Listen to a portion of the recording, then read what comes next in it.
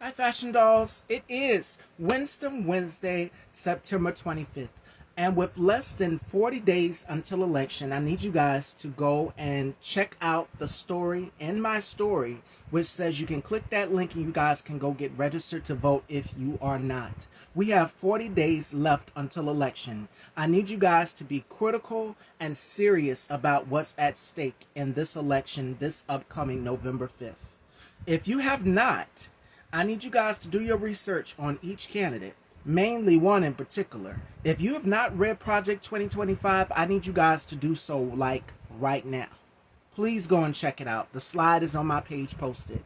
The deadline for online absentee, make sure you guys please go and check that out. That is posted also on my page. I just went crazy posting a lot of information yesterday. So I need you guys to be critical about voting this November. A lot is on the line. I know I look good, but this is serious. A lot is on the line. A lot has happened throughout this week. And it's going to be a lot more leading up happening to my birthday month, along with my mom's birthday month. My mom's is on the 7th, mine's is on the 31st of Halloween. So I need you guys to please be ready and be critical to vote this November. Vote because our lives depend on it. And it's a lot at stake on the ballot. If you are a woman, your reproductive rights is on the ballot. Anybody else, your health care is on the ballot.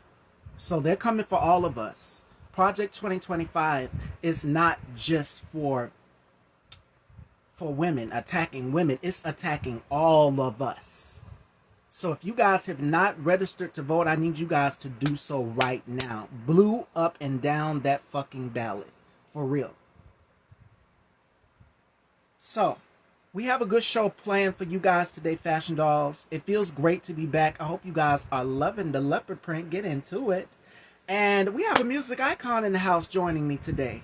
Hopefully he's here. Let me check to see if he is here so that we can get right into it. And he is here, Fashion Dolls. So without further ado, let's welcome music icon Devon Howard back for his second interview. And I see my girl Kendra Shanae. She is going to be joining me for some girl talk. In the fall season, the months are going to get cooler, so we got some girl talk coming. Shout outs to my brother K Tooks, who is the host of the K Tooks Spot.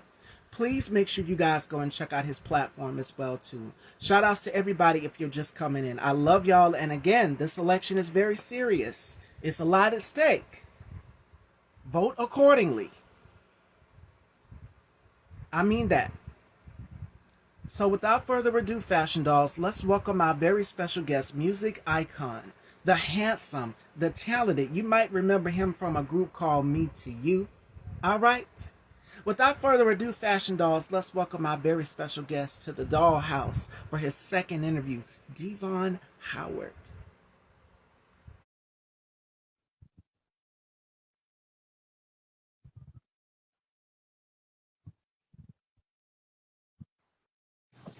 Hello, Hey, hello, handsome.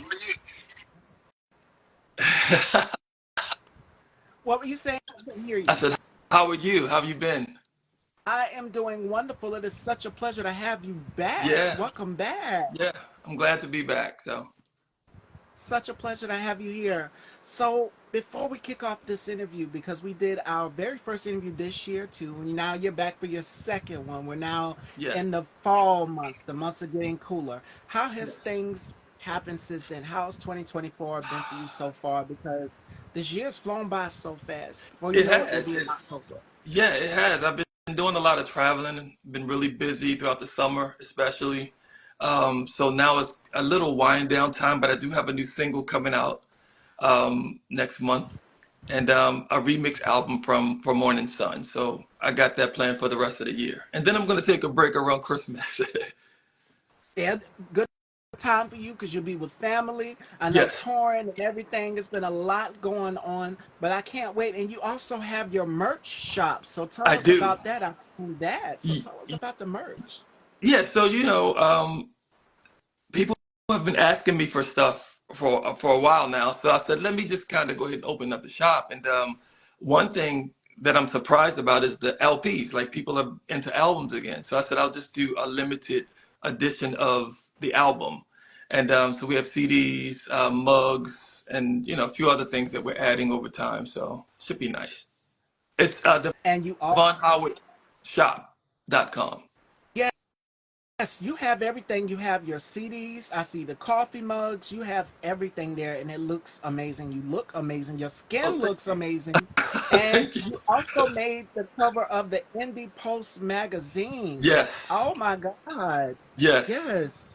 That was incredible. Yeah, I did the interview, but I didn't know I was going to get the cover, so that was really exciting. I love the Indie Post. They've interviewed me before, and they're really big on independent artists. So I was really grateful for that opportunity to get the cover. And they put your band on the cover as well to Me to You. I Yeah. feel like you guys, the group, and with all of the rise of all of these groups going on tour, I'm pretty sure you've seen it with Silk Yes. and who else? Blackstreet Yeah. and so Everybody many is others, up just to there. name a Yeah. few. We've seen the Queens of R&B tour with SWV and Yes. Escape and 702 in total and all the other female acts. A lot of these tours. So you know where I'm going with this question. You know where I'm going because I didn't ask you in the first one. No. Could we? No. No. No, it's funny because I think with our group we got together. We were kind of thrown together in a sense. We kind of put ourselves together, but we didn't really know each other. So we only did one album, and a lot of those other groups have a catalog. So we only have three records that charted. So it wouldn't be enough to tour on, but. Yeah. And we haven't really, we just haven't communicated in that way to want to come together and do something like that. I think everybody's kind of happy for each other where we are, and so I think we'll leave it there. It would be a dream come true. If not, I could also see you in the lineup with other male acts. Like, I don't know if you've seen Maxwell. Oh Maxwell yeah, yeah. just did the, what was it? Tiny Desk concert. Oh He just yeah, did a yeah, Tiny yeah. Desk I saw concert. that. FWB, so many of them did the Tiny Desk concert. So I would like to see, and I'm manifesting and hoping. Yeah, I don't know yeah. if you can tell me what's up your sleeve, but No, I no. would love That to would be see. great. That would be great. I think if they would do something like that for independent artists, I think that would be great. I just did an interview and they did the whole 2 hours of my music, and I didn't even realize it was that much music.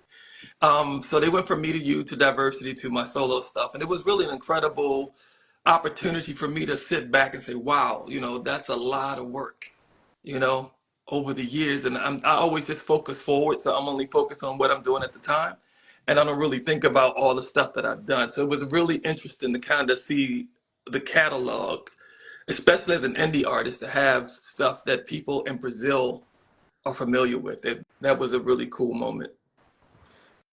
And then June 19th, you gave us Oh Love, the video for that, Yes, Holding On, yes, Wherever You yes. Are.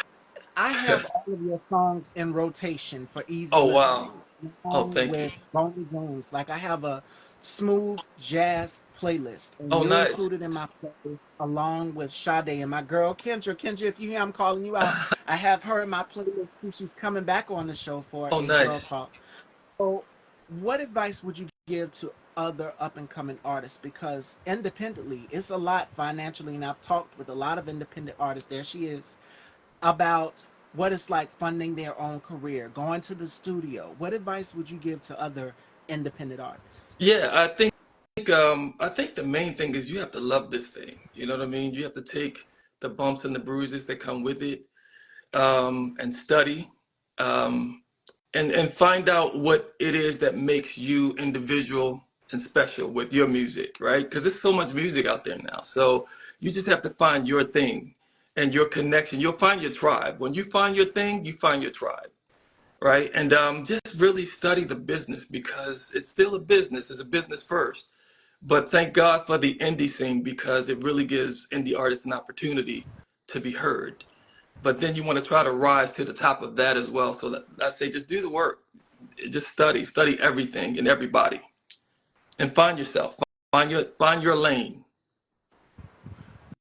Absolutely. I have a great idea that I want to run by you, sis. Sure, send it to me, Sacred. And I see top model Anthony Knight, who just fresh off the runway from New York Fashion Week. He said, your true gift is being you. That is your true gift. Yes, Absolutely. And we touched on this in exactly. our very first interview, which is originality. What sets you aside from other artists? What makes you different? And I told you guys I got asked that question. Hmm. What sets you aside from other talk show hosts or other influencers? Easy. Fashion.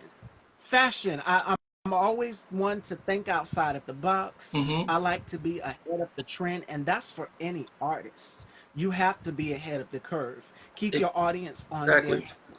And I give you an example. Beyonce, Yes. she got backlash for doing the country music album, and people were just like, "Huh? Why is she going in this direction? You went from house and I." As an artist, you have to have range, and that goes for actors too. You can't just be in one specific lane. It's just like fashion. Yeah. Fashion Exactly. trends change. Go ahead. I'm sorry. No, no, I agree with you 100%. Yes, trends change, they don't stay the same, and you have to Right. keep your audience wanting more. That's what keeps them coming back to your shows. And Hmm. my next question for you is, Devon, do you feel like R&B music has definitely made a comeback, or has it still been here? I mean, we still got the likes of yourself, Usher, Maxwell, all of the Yeah. greats who Yeah. Yeah. take this now. A lot of them are still out here. Tony Braxton's another one, still out here touring, still out here doing music. Yeah. Do you feel as though that flavor from the 90s as it pertains to R&B music has now kind of made a comeback in Yeah. the year 2024? Yeah, I think so. I think thanks to the indie scene, yes. But I think also that with anything, music evolves. So it's a new R&B sound that's out for the younger people. And so this is their time. So, again, just being fortunate enough to have an indie music scene where we can revisit the 90s or some people 80s or 70s, whatever it is that they do, and that it works and that they have a space for it. So I think it's great that for me that I get to create the music that I grew up listening to and not have to compromise and fit into today because I would never do that anyway. But it's just I just kind of do what I do. It's authentic and it works. So people are really interested in, the 90s sound again, which is great because it was a great time in music. Absolutely. Absolutely. And my thing is this: for any artist got new music coming, that will definitely bring the R&B's, the 90s R&B soul back. Can't wait for y'all to hear it. Yes, she is Yes. dropping new music, and she does have a performance coming up this October as well too. So when I did my interview with Kendra, we were talking about some of the influences. She's a big Sade fan. I'm a big Oh, me Sade fan, and too. I you love mentioned Sade. some of your influences as well too musically. Janet, it's so many out here in the Yeah. neo soul Hmm. genre. Yeah, I love all like from in the era of even 80s, Michael Prince, Babyface, Elder Barge. For me, I've always loved Angela Bofill as a child. I would remember just hearing her Oh, voice, and there was an emotion in it. So I could connect to that as a child. So I love voices that have emotion and feel, and can kind of take you somewhere. The songs can kind of take you somewhere. Their voices can kind of take you somewhere. So that for me was the training ground to being an artist, is to try to create something that takes people somewhere, and that lasts forever. absolutely. My brother K2 says I loves me some Angela Bofield too. Yeah. Right, music is supposed to put you, and I told Kendra this as well as Vontae and so many others. Feel off. Um, music is supposed to put you in a place where it's just like, okay, you different moods. And you guys know my favorite album is the Mary J. Blige My Life album. Yeah, that That was is the nice. soundtrack to my life. Yeah. That album right there. If not that one, then the Miseducation of Lauryn Hill. And then of course Hmm. your group album, Me to You. It's like music puts you in a space where you can feel at ease at Hmm. any time and any place. In a world full of chaos, just a few minutes ago, I was listening to your group and some of your music as well too. And then who else was I listening to? Of course, Destiny's Child. So I mean, it's so many different elements to music. But for me, when I listen to Sade, I think about a rainy day, a smooth Hmm. rain. She's It's sensual. She's very relaxing. It's very relaxing. Yeah. your voice is well too. Oh, Very sexy, very thank you. warm. I told Kendra this because Kendra kind of reminds me of. She has this Jill Scott thing about her. It's very soft. It's very Yeah. airy, like Yeah. like Mariah Carey. She does the thing where it's like, okay, it's not like a. How can I say it? I can't even find the word. I had it right at the tip of my tongue. But you guys know what I'm Yeah. Yeah. saying. Like somebody Those are like those, Jasmine Sullivan, where it's yes. just very like Yeah. like a for like ferocious. That's the word. Yeah. But hers is very soft, very airy. Yeah. I So love those type of voices. Those are my favorite voices. Those really smooth, and it just really, like you said, it just kind of reminds you of a mood, a feeling, you know. And no matter what the song, like with Sade, it's just like you can just put on the Sade album and just kind of fall into a space, you know. Love Deluxe. Love Deluxe. I could Yeah. listen to that album on repeat. Like, that is one of my favorite albums from hers. If it's not that one, then it's Lovers Rock. And then I have her greatest hits album. Don't tell nobody, but I took the greatest hits from there. I have that one in my collection too. If not that one, then Etta James and Nina Simone. Yeah. Like, at a Oh young yeah. age, discovered listening to this music, and these women have had an impact on me. And then Hmm. years later, I grew up in the 90s. It was Tony, it was Patty, it was Yeah. Gladys, it was all of these female artists out here. And then it was Usher and so many others Yeah. that came out. Let me get some of you guys' comments. Sade has this way of making her voice mimic an alto saxophone. That is amazing. Yeah. She does. It's dead on. And Chrissy has a question for you, Devon. Yes. What five music artists would you like to work with? Five. Um. Well, Mariah would be one because again, it goes back to that smooth voice. I love when she sings in that smooth, smoky voice and then she kind of switches over into her falsetto or the air. So, I would love to work with her. I would love to write for Tony Braxton. I'm not sure. I think a duet with Tony would be more like Babyface and her. So I would probably like just write for her. Um, and I think for me, a lot of it would be just writing for people. Like I love Tamia's voice. I would love to write something for her. Um, India Ari. It's just a lot of people that I would really like to write for. Janet, I would love to do a song with. You know, I love the softness and smoothness of her voice, and just probably something more in the mid tempo and ballad space. Yeah, so it's a lot of people. I would have loved to work with Michael or Prince. Babyface, I would like to work with. So yeah, it would be a long list. And Babyface, for both of you, Devon and Babyface, you guys both know how to write songs for women. It's Yeah, coming from the male perspective. Babyface, especially, yeah, like he was um, incredible. the Waiting to Exhale soundtrack. That's all Yeah, Babyface. yeah, Babyface did all of those yep. songs. So it's just like, for you guys being men, my next question for you is, for both of you being men, how do you know how to write these songs that women are thinking, we are feeling? And it's just like, wait Well, a minute, does he know what I'm thinking? right. Um, Well, for me, I was lucky enough to have my father. He was a writer as well, so I would watch him through his process. And and and I don't know if this has anything to do with it, but as a Pisces, I absorb people's emotions and feelings. So when I talk to people and when I'm around people, I can kind of put myself in their space and their what they're thinking, what they're feeling.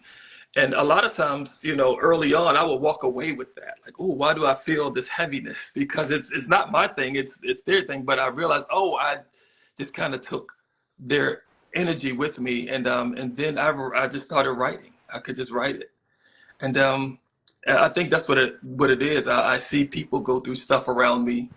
A lot of women go through stuff around me, and as somebody who is a listener, and I think I give good advice, but I can take that and then put it back out and try to find the thing that will help heal or will help in some way.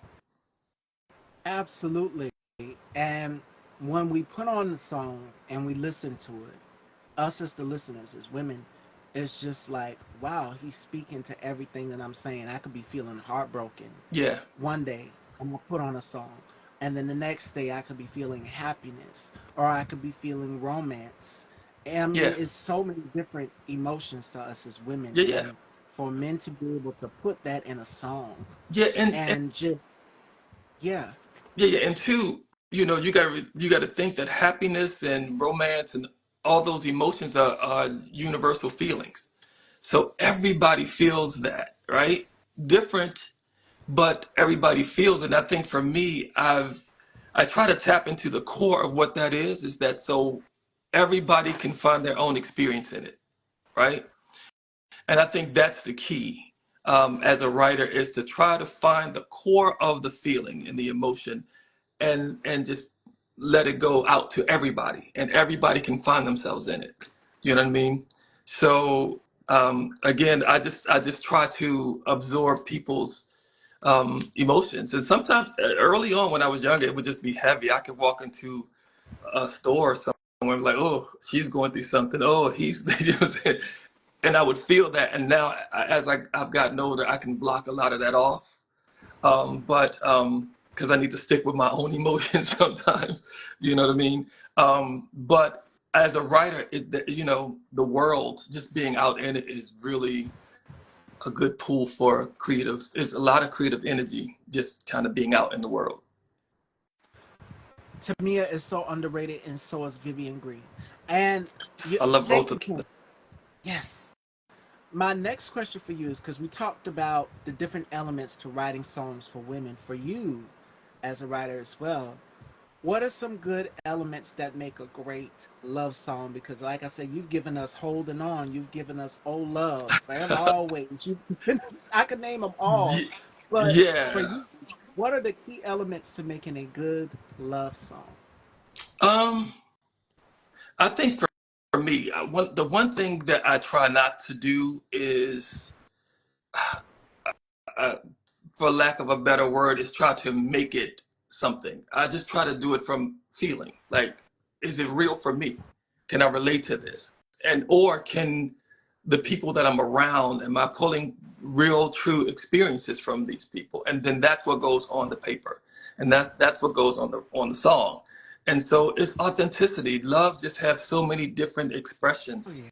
and I'm just always searching for it. It could be love of your significant other. It could be love for your children, your pet, your mother, your family, and it's just love just runs so deep. And so I'm always trying to explore that and experience it as well. You know what I mean? And so I just try to be as authentic as possible. So when you listen, and if you listen to "Oh Love" is really about a conversation with love itself, right? Just people have issues with love. And so we have to kind of say, love, what is it that this dance that we're doing? And really what it boils down is to self-love. See, I can't really put it back out until I figure it out for myself.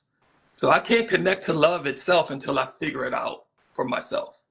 You know what I'm saying? So, and same thing with Holding On. Holding On is a very intimate song. So if you delve into the lyric, you're like, oh, okay.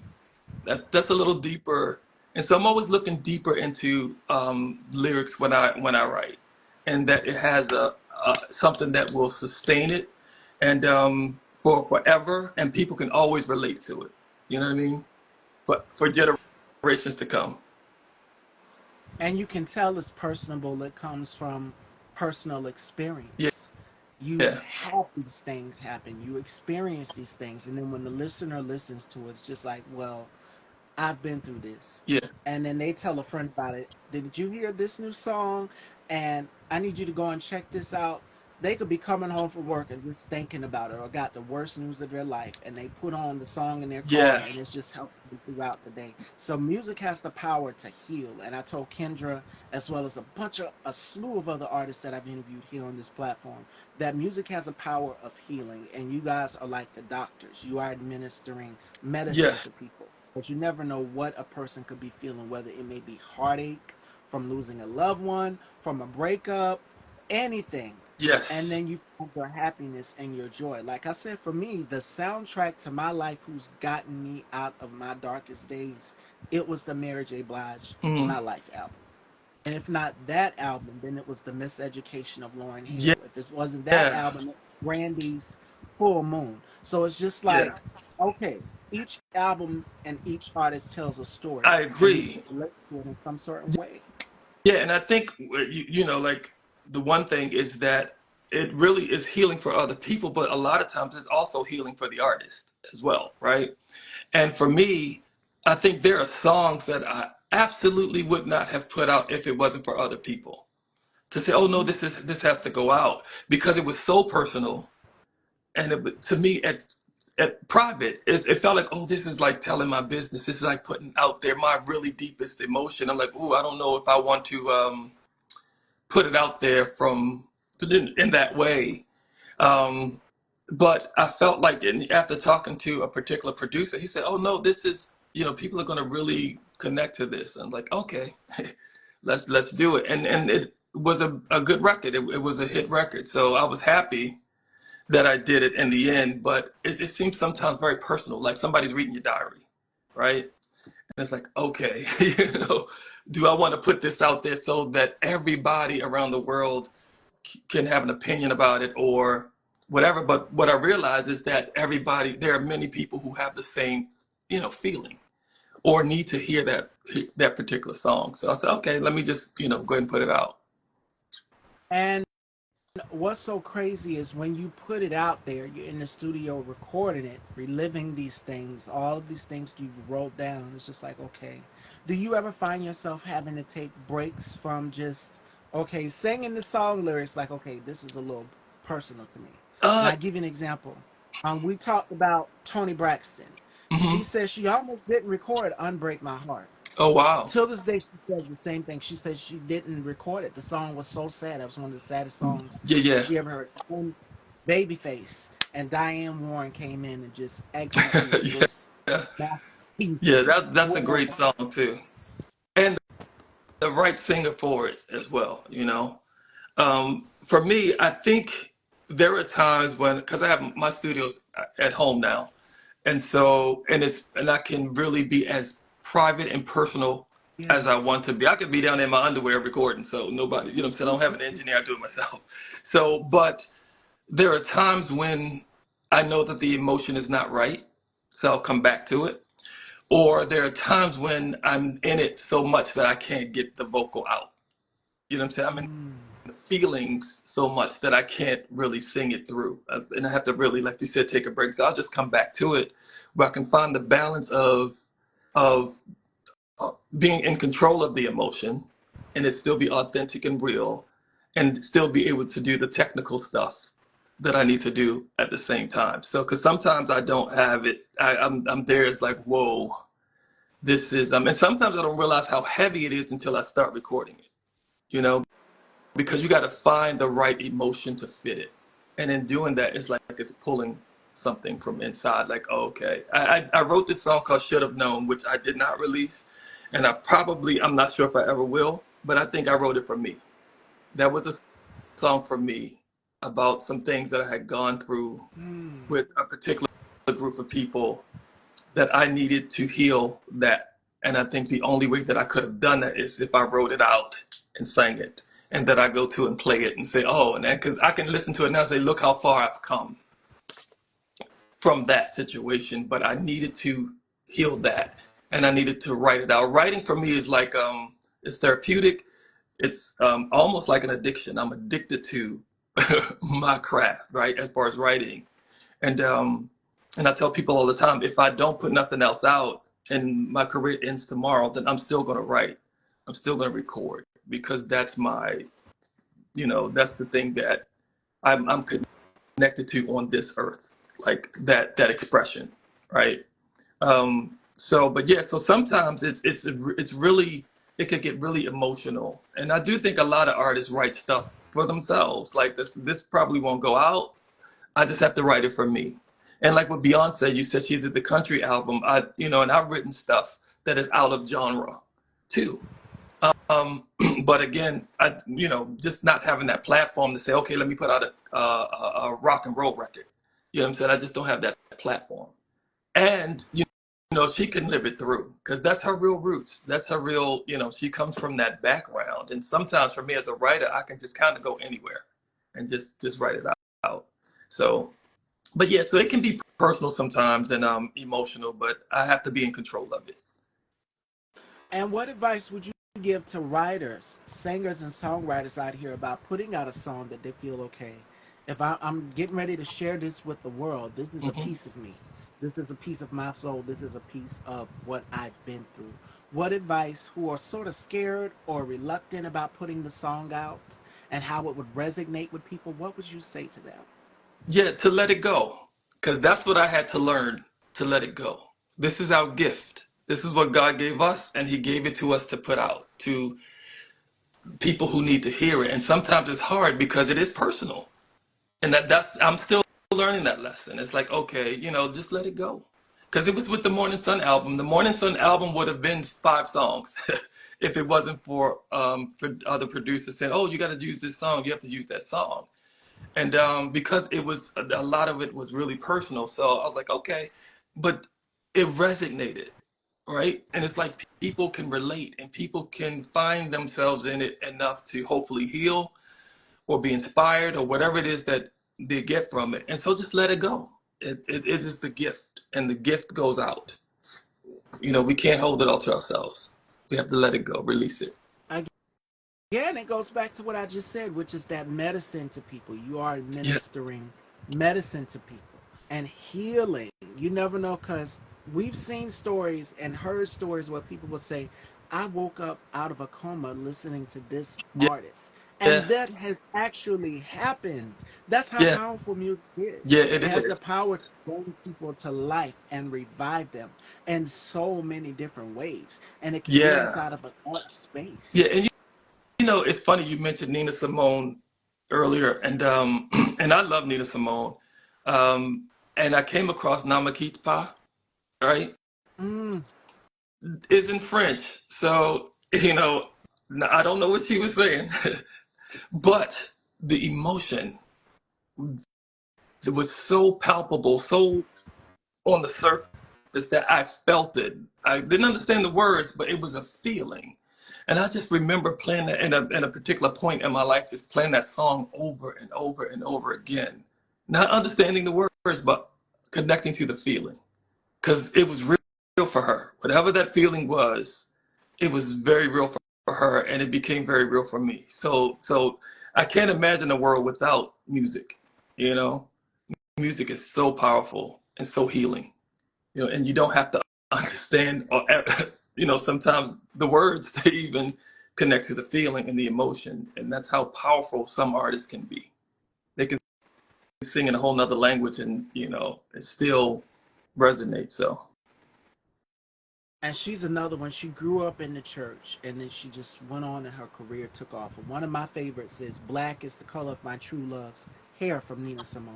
yeah, And then she did Four Women. yeah, And as a black woman, that's, we were yep, multifaceted. So she broke it down. Each hmm, four women in this song, she broke it down, describing each woman. So, I mean, it's also visual for people too, because as you're listening to yes, it, you're visualizing what the singer is talking about in that moment, yeah, even putting yourself in that situation where it's just like, okay, if this was me, how would I handle this situation? Or yes, what would I look like in this moment? So, yeah. Mississippi, Oh yeah, yes, but that and it's she times like wrote, this. mhm, and she wrote that type of music in a time when there could have been backlash. That's how Oh, bold.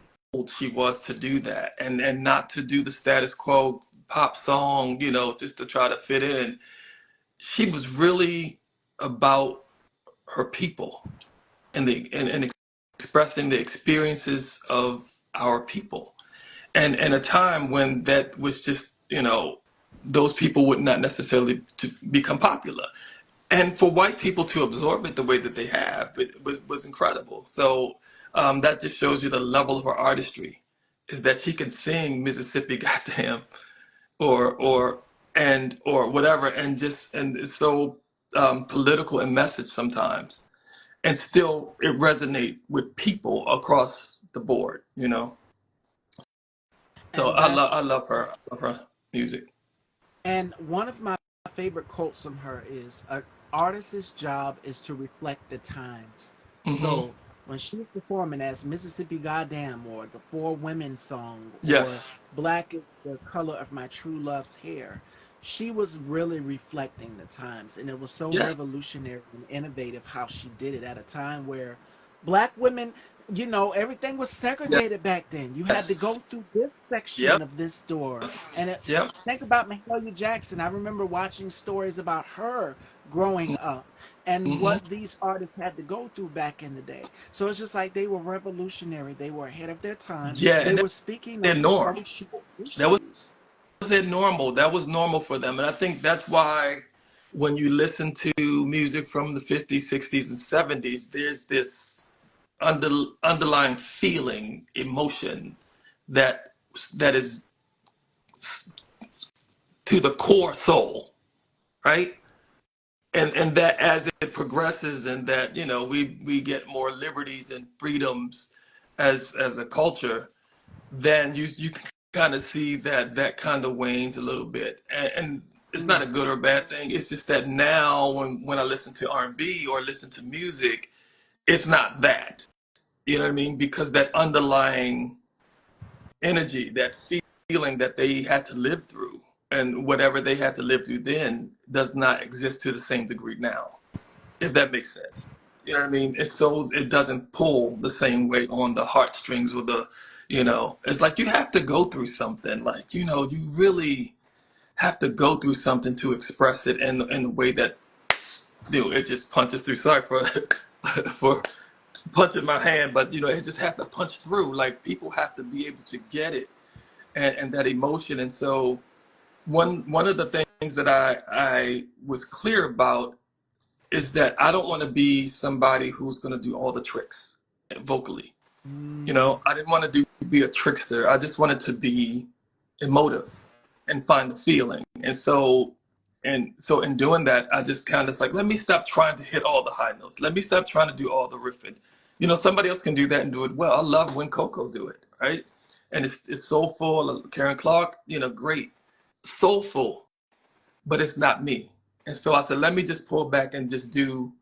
And they have emotion, they have feeling. And I said, let me just focus on the feeling of the people that I love and just find it for myself, and not really focus on, just trying to do all the tricks and stuff. Your voice is, and I told Kendra the same thing. You both have very warmed.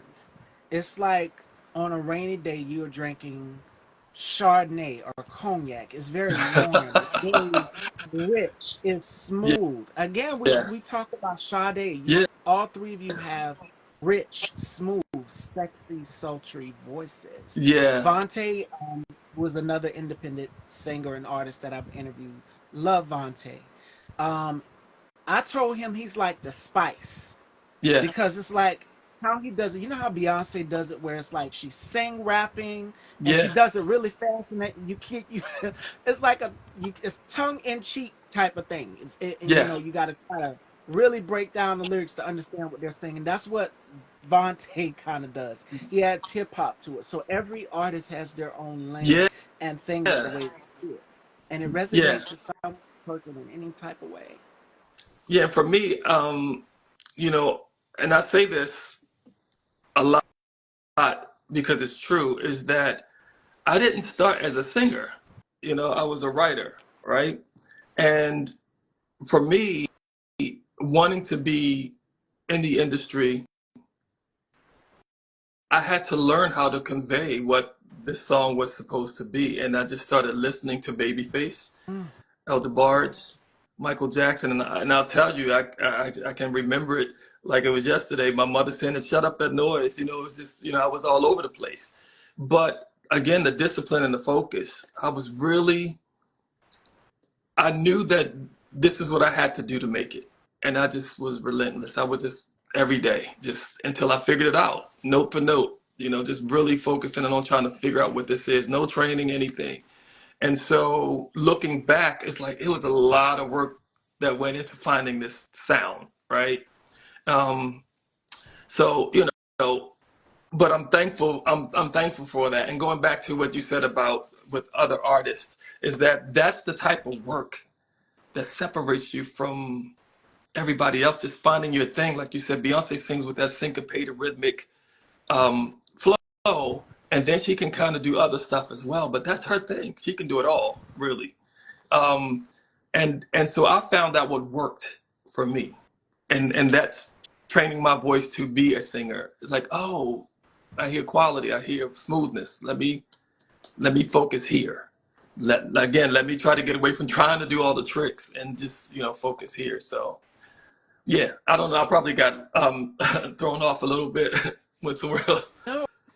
No, and it goes back to what you were saying about the vocal acrobat thing, where Yeah, everyone tries to go higher or hit the high note, and the only person who I can think that can do it execute it very, very beautifully is Minnie Riperton, the yes, late Minnie Riperton. yes, Her, you mentioned Mariah Carey, yeah, and of course. another one is Lisa Fisher. And I Yeah. remember seeing this woman on stage at, was it Showtime at the Apollo, and she went and she did the F7 whistle note, and the Ooh. crowd gave her, this woman, a standing ovation. Like, Lisa Fisher is underrated as a singer. Well, Shantae Moore is she's another one. incredible. And Shantae Moore is incredible as well. Yeah, but again, you're talking about people who really study their craft. Imagine that, like you can hit one note and everybody stands up. So that's incredible in itself. But it's just a lot of work. Um, and just kind of living your life in a space where this is one of the most important things that you'll ever do in life. For me, this is a lifelong thing. And so, I do feel weird sometimes when I go out because I feel different. Because everybody wants to go play basketball. Everybody wants to go, to parties or whatever. A lot of times I just want to be writing or sitting here listening to something or, and that's my thing. But it's a lot of work, but you have to love it. Yeah, you just have to love it. So, you know, And there's nothing wrong. We talk a lot about Beyonce. It was Latoya Luckett who said, "Where's," because the girls, when they were in the group Destiny's Child, the girls were out and I think they were playing yeah, or something. Beyonce was out in the car writing. yep, So a lot of artists, it's just like nonstop. You get yeah, inspiration. Donna Summer is another one. She picked up inspiration from anything, yeah, anywhere, and she works hard for the money, which is one of my favorite songs from her. She yeah, went into the ladies' room and she grabbed a piece of tissue and she just started yeah, writing. A song yeah, just came to her. She yeah, saw a waiter at a restaurant and the song came to her and she just started writing. So artists, it's like you can pick up craft from anywhere. It's the same for being in it's the true. fashion world, coming from working in the fashion industry. You pick up inspiration from anywhere and you Right. write about Yeah, life, you're just out. Everything is I'm inspired by everything. It could be a nice breeze and I hear melody, it. Mm. right? And a beautiful sunshine, I can feel something and that makes me want to write something. But and there's layers to being an artist. Like a lot of people, oh, I'm an artist, which is fine, but I always kind of go back to what is your point of view? Like what is that thing that binds you to your craft? And how do you define your art? Because your art, like Picasso, should live forever, right? Like Beethoven should play forever. And that's kind of, when I think of Michael Jackson or Prince, it's like if you look at their Spotify numbers, they're just as high as everybody else, and they've been gone for a decade plus now. So, it's like, wow. So that's art to me.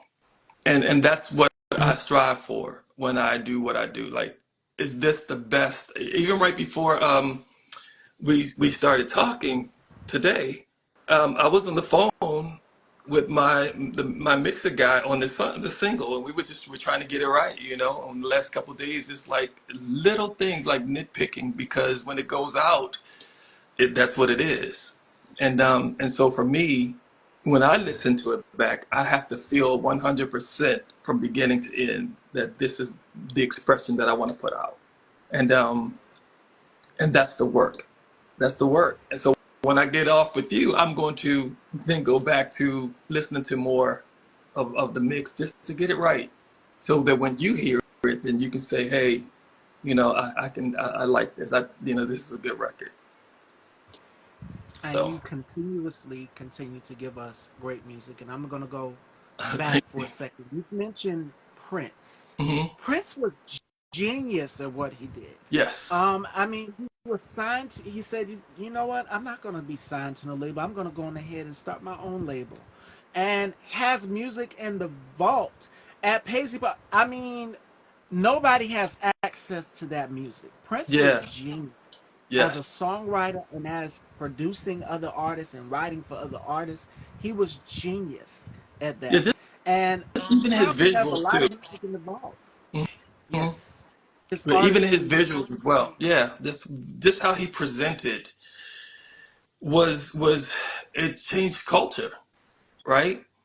Um, it was really for men to come out, straight men to come out with, the hair and the full face of makeup and the lace outfits and all that other stuff and the high heels.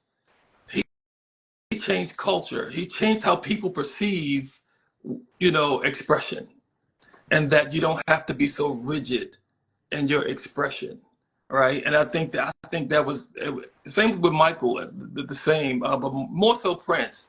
But he just changed how people view that because everybody loved Prince, you know. And he just broke down that wall where everything was just so rigid. You have to be in Timberland boots and and baggy pants and hoodies. No, whatever you feel, that's what you express yourself. And so I really appreciate him for that because that's the risk that I take when I do photo shoots and video. And it's like, okay, how far can I push this for me? Because I'm not going to do the lace pants. That's not my style. But I can appreciate it though. And if I felt like it's something I wanted to do, I would do it. So because he opened that door to say, "Hey, try it. It's your artistic expression. It's your personal expression." And I'm kind of chuckling because I remember one performance he did. I think it was James Brown. It was him, Michael Oh Jackson, yeah. and there was a light pole, and he took Oh his yeah. shirt off, and he was splitting Hmm. on the stage, and he got on top of the light pole, and the light pole bent. Like it was electrifying. He was on the keyboard. Like Yes. as an artist, you have to be able to play also. What I love about him is that he was able to play all Yeah. Yeah. instruments. And then he had Yep. his band right behind him. They were all in sync. You had Yeah. Sheila E. and so many others. They were all right behind him. They were in sync and it blended perfectly. And I Yeah. would like to see more of the new generation up and coming artists like the SZAs of the world, the Yes. Jasmine Sullivans. Yep. They do acoustic. They do it with, live with bands and instruments. Yeah. I Her. would like to see more and Yeah. more artists come out and do. Her is another one. Yeah. She does it with her guitar, but I would like to see more and more artists come out and just do it acoustic or But they're have. starting to though. They're starting to. And I don't know. It's funny because I don't know how I happened upon Willow Smith's latest album. Mm, It is one of the most sonically incredible albums that I've ever heard. And so the level again of work and musical knowledge that this girl has at her age is phenomenal. and the vocal arrangements and the arrangement of the songs and everything. And she plays the drums, she plays the guitar, she plays the piano, she plays everything. And I thought it was one of the most well put together from top to bottom albums that I've heard in a really long time. And it's her own, like, I guess maybe that's a sound that I'm not familiar with as much, but it's a space that I've just never been hearing much. And I'm like, wow, she is incredible vocally. And I was just thinking that I'm thinking maybe she has the same vocal coach that Beyonce has, because I hear a lot of those chords and incredible arrangements there. I'm like, oh, okay, this is another level. This is another level that's happening here. So it's incredible. Yeah, please check it out. You have to check it out. It's incredible.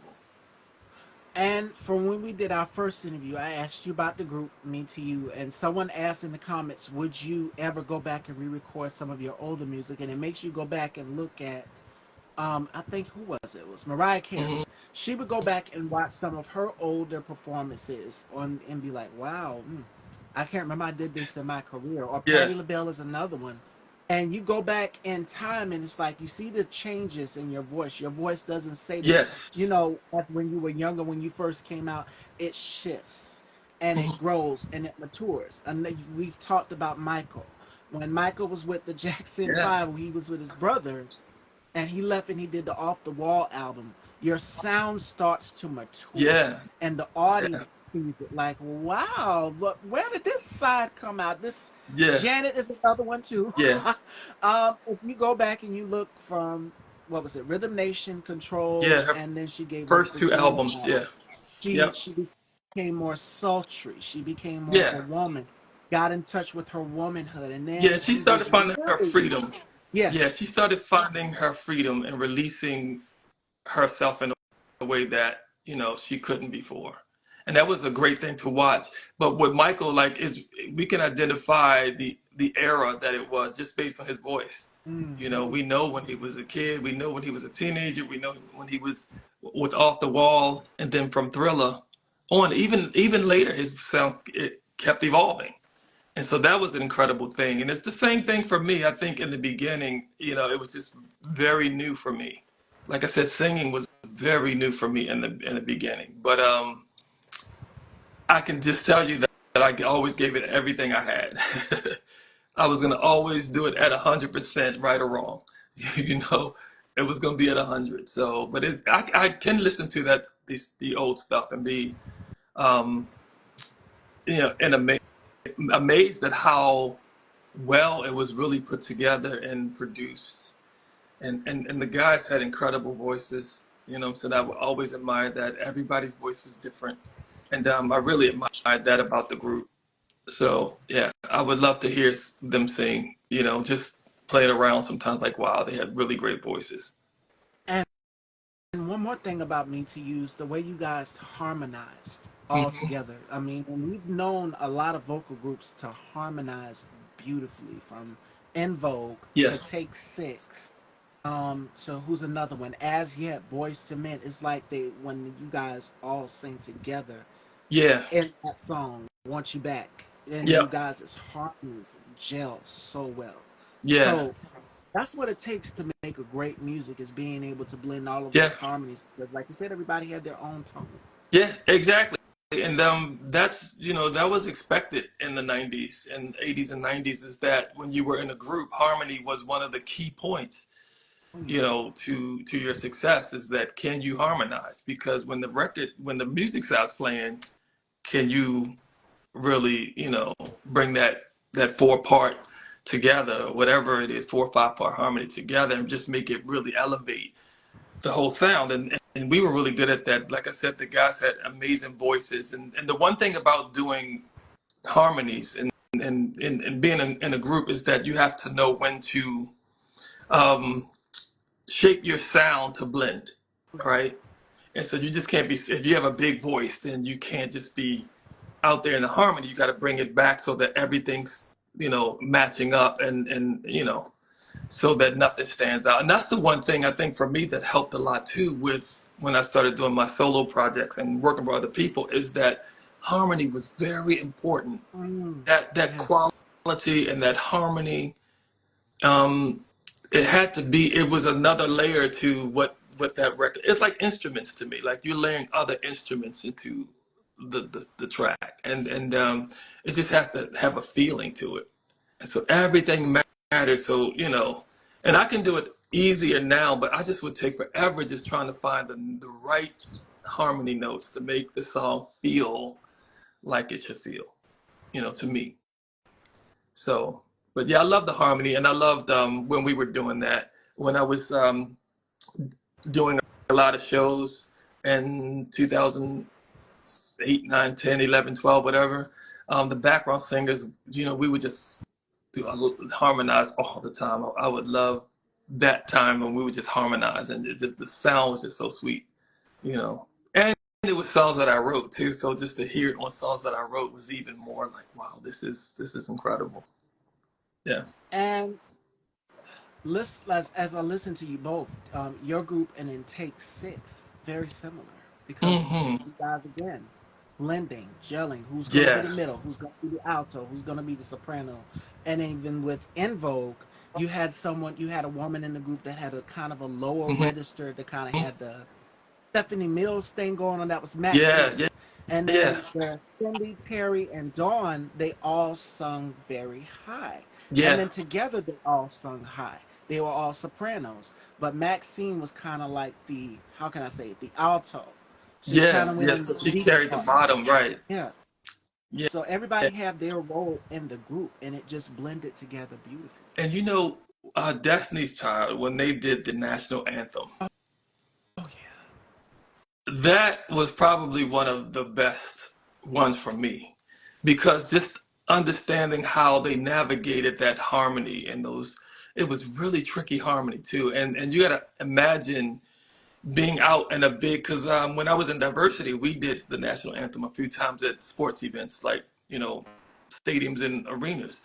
And so the sound is not like it is when you're in a club or a smaller venue. So it kind of bounces all around. And so for them to be able to navigate that really complicated harmony and constantly moving notes, like somebody's in the middle, then they jump to the top, and then they jump back down to the Mhm. middle, and somebody else, everybody's kind of moving around. That's incredible. It was an incredible thing to see. Um, yeah, so they're one of my favorite harmonizing trios. Just the complication of their harmonies, and they nail it every time.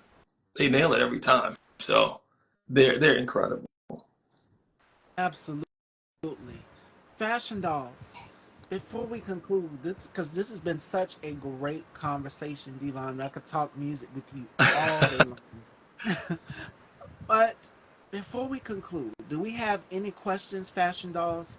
My last question for you is what's next in the chapter for Devon Howard? You've got your merch, you've got music coming out. What Yes. is next in the chapter? So now I just want to really focus on touring, and and I think from this point forward, I have said that Morning Sun would be the last full album. I may do EPs or single songs at that point because it just takes a long time to put together. And there's other things that I want to do. So to go out live and just start performing, and more videos. I want to kind of do like a documentary on indie artists, and especially from my perspective and what that journey is and has been. So there's a lot of things that I want to do, but I always just kind of take it, what's next, what's happening like right now. So that stuff is written down, you know, and I'm gonna get there. But getting this single out next month, getting this remix album out, have producers from Atlanta, Brazil, you know, everywhere. So different people in Japan.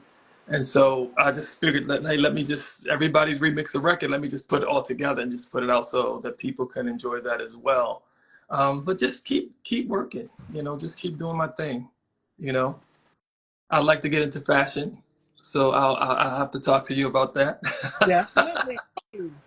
Yeah. So, just want to try some things, just, open that up. I want to write more so in books and really go down that lane. I've written some stuff. I've just never taken it seriously enough to publish it. Um, yeah, so that I have a lot of stuff on my plate that I would love to do. A lot of goals. And I'm you a guys, Pisces, so we're always thinking of something. We're always being creative somewhere. So those creative juices are always flowing, and I'm glad that yes, you're wanting to write, because for you being an icon in this music game for so long, you can help the next generation, because it yes, is so many artists that are coming out, and they're just like, what do I do? Coming out as an independent artist, wanting to start a label. It's now you've got yeah. independent artists that are now wanting to start their own labels and say, And this is the okay, time how for can I it. do this? This is the time for it because in fact, having been around so long, is I'm learning from them as well. Because this internet stuff is their thing. They know this so well, and they know how to market and all this other stuff. So it's like a give and take there. So there's traditional things that I could teach them, and there's more current stuff that I can learn from them. And so it's an incredible time to be an artist, from the perspective of being able to put stuff out yourself, and that you don't need the middlemen anymore or as much. And just and again, you just find your tribe, and I'm so grateful that I have found people who really enjoy what I do, and that's where I keep my focus. You know. Mayon underscore Brian says, hi, Devon. This is Hey, Mayon. Mayon, how are you? I haven't talked to her in a long time. Yeah, she's a makeup artist, so you might need to communicate with her. Definitely, girl. You know, I'm a makeup girl all day. I'm a makeup and fashion girl all day. So, definitely, definitely. Yeah, I have to. But I have to reach out to her. I we have to had call you. such I'll give you text you, Mayon. We had such a great time today, Fashion Dolls, and I hope you all, for any independent artists, took some notes. Now is the time to go after your career dreams and passions. Hmm. This year flew by so fast, and I told you guys that I like to do vision boards. So, for any up Yes. and coming artists, make sure that you go and create yourself a vision board, lay out a game plan of what you want to do. But Devon, what surprises me, that now they're wanting to start their own labels. They're Hmm. wanting to sign and work with other independent artists. So it's just like the networking chain Yeah, continues. it Everybody's does. wanting to go out and do their own thing. And it's okay if you want to sign to a label, go and sign to a label. But people are saying, no, I'd rather have full. But the thing is, here are the perks of being an independent artist, though. You get to release the project when you want to. Yes. You get to have full image control Yes. of what you want your image to look like Yeah. for the album. Whereas if you're signed to a label, who was it? I'm gonna tell you guys a quick story before we wrap. It was T-Boz from TLC, Hmm. and she was saying for their third album after Fan Mail, which would have been around the time Lisa Left Eye passed away. They said for that album, it's just like, okay, if you're gonna give us an album or not, because they'll have the album coming out looking all willy nilly. And if you go back and you look at that album cover, they were all dressed in black. T-Boz said Yes. that's not really what we wanted. You Hmm. know, the time they were signed with Arista, the other two albums was LaFace, and Babyface, Antonio L.A. Reid, their label. But Hmm. for this particular project, that vision, and as far as the single coming out, they had really no control over it. So for a lot of independent artists, the beauty of being an independent artist is you have the control and the power in your hands to say what you want your image to look Yes. like, or what you want the album cover and the graphics, whatever it may be, Yes. to look like. Even for me in hosting this platform, each season I change my look. I Yeah. don't stay the same, and that's the beauty of it, being Yeah. And independent. for me, same. But when I was in Me to You, that was one of my issues that I had, is that the clothes were prepared for us in most cases, and there were times I'm like, I'm not putting that on. And we were on national TV or we were doing shows or whatever. I'm like, okay. And so as an independent artist, I have my hand and I choose all my clothes. Everything you see, all the pictures that you see of me is all of my choosing, all the graphics, everything. The album cover, I do it all myself. because I know in my mind what I want it to be, and it's a cohesive look, a flow from the music to the visuals.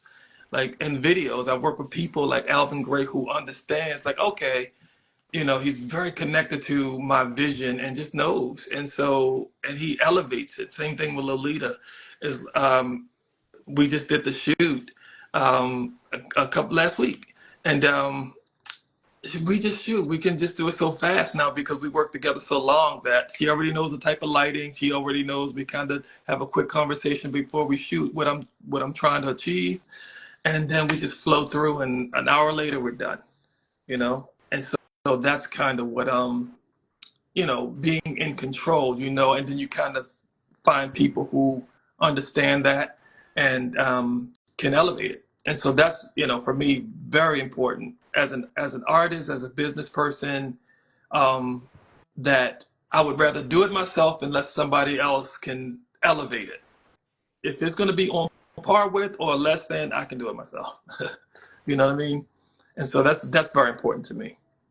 And Vontae, the artist that I've interviewed, because I interviewed him, he shoots his own album covers. I'm just like, wait, I thought if you worked with a professional, he did it all himself. Yeah, yeah. I just did a house. I have the house single. The single that's out now is Holding On, and I did a house mix of that.